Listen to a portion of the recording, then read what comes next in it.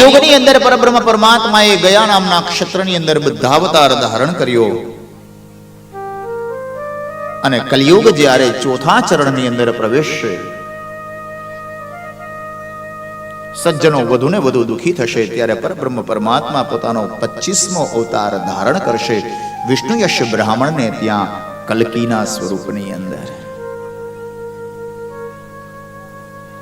આ ભગવાને પોતાના 24 અવતારોની લીલા છે આ પૃથ્વી પર કરી. શૌનકજીએ સૂત પૌરાણિક ઋષિને ફરી પાછા પ્રશ્ન કર્યા કે બાપજી એમ નહીં,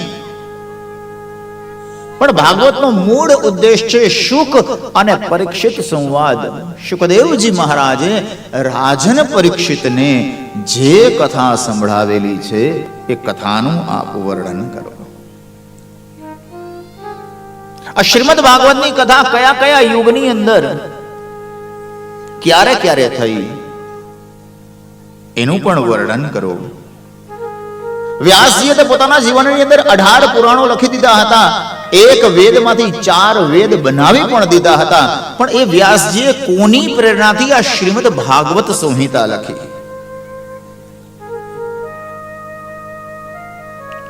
શુકદેવજી અને રાજન પરીક્ષિતનો સંવાદ કેવી રીતે થયો અને રાજન પરીક્ષિતના જન્મ કર્મનું આપ સુંદર વર્ણન કરો.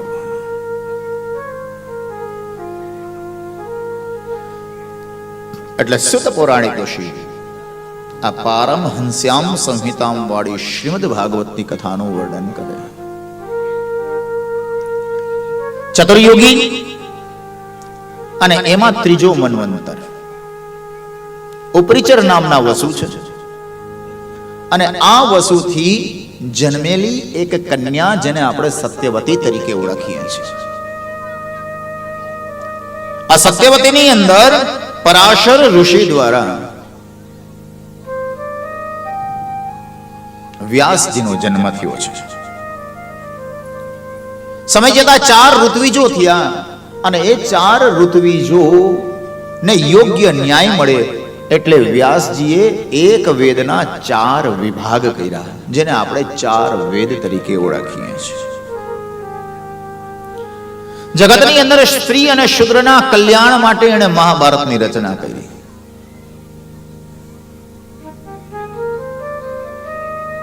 જે ઘરની અંદર જે સ્ત્રીએ છે ખરેખર હકીકતની અંદર મહાભારત વાંચ્યું હોય ને એના ઘરની અંદર કોઈ દિવસ મહાભારત થાય નહીં.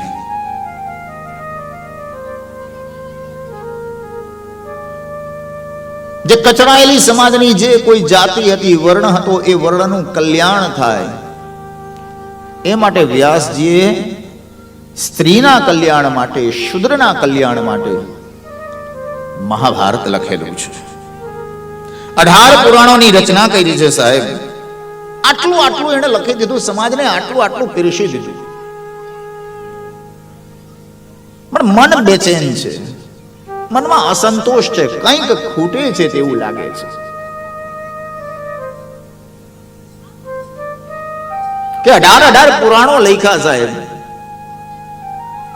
વેદના 4 વિભાગ કરી દીધા,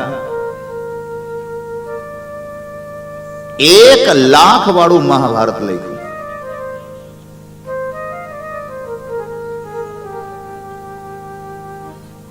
શબ્દકોશ છે મહાભારત. શરૂઆતની અંદર જે મહાભારત હતું ને એનું નામ હતું જય. એની અંદર માત્ર 8000 શ્લોક હતા. એનું બીજું સંસ્કરણ તૈયાર થયું, એનું નામ બન્યું ભારત. એની અંદર 24000 શ્લોક હતા. અને આજના સમયની અંદર જે આપણે મહાભારત જોઈએ છીએ એ ત્રીજી સંસ્કરણ છે, ત્રીજી આવૃત્તિ છે, જેની અંદર 1 લાખ શ્લોક છે. મન બેચેન છે, ચિંતાના વાદળો છે એના ચહેરા પર છે.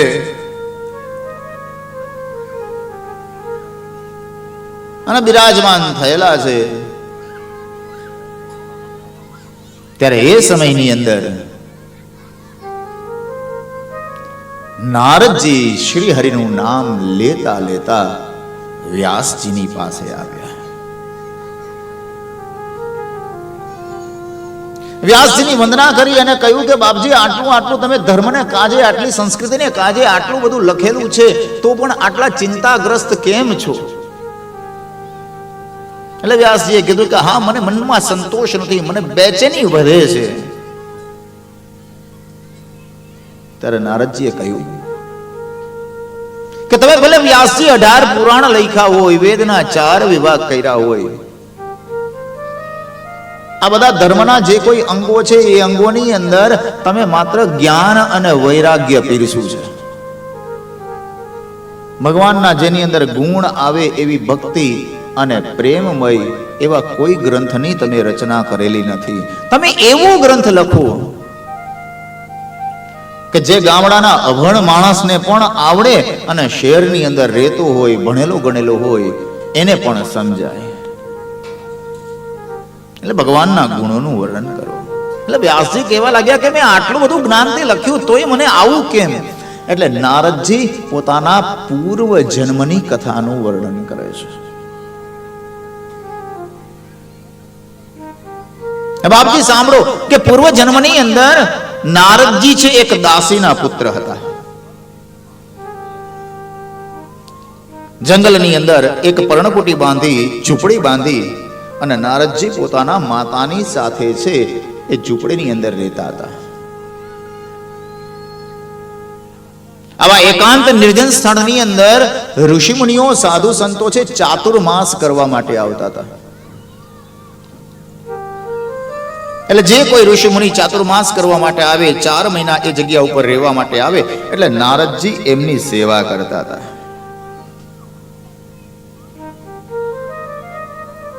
જ્યાં જ્યાં સાધુ સંતો મોટા મોટા હોય, નિર્મોહી અખાડા વાળા છે એ ચાતુર્માસ કરે છે, શંકરાચાર્ય છે ચાતુર્માસ કરે છે.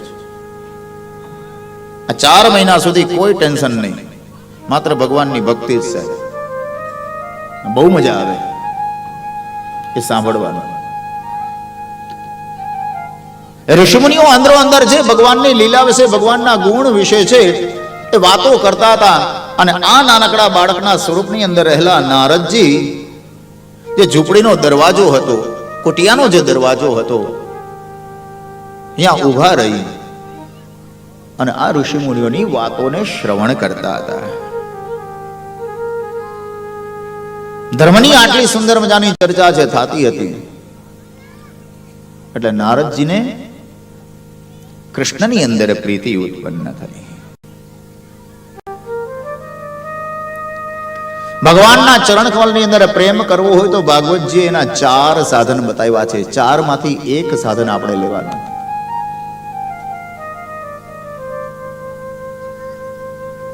કૃષ્ણના ચરણ કમલની અંદર પ્રેમ ઉત્પન્ન થાય એના માટેનું પહેલું સાધન છે સત્સંગ. જ્યાં પણ ભાગવતજીની કથા થતી હોય, દેવી ભાગવતની કથા થતી હોય, દાદાનો યજ્ઞ છે થતો હોય, શિવ પુરાણની કથા થતી હોય, એવી જગ્યાએ જાઓ અને સત્સંગ કરો. ગામડામાં તો રિવાજ છે કે કોઈ શ્રોતાજનો બેઠા હોય અને નવા શ્રોતાજન કોઈ કથા શ્રવણ કરવા માટે આવે ત્યારે એને હાથ મેળવે, હાથ છે જોડે, રામ રામ બાપ, આવ બેસ, સત્સંગ કરો.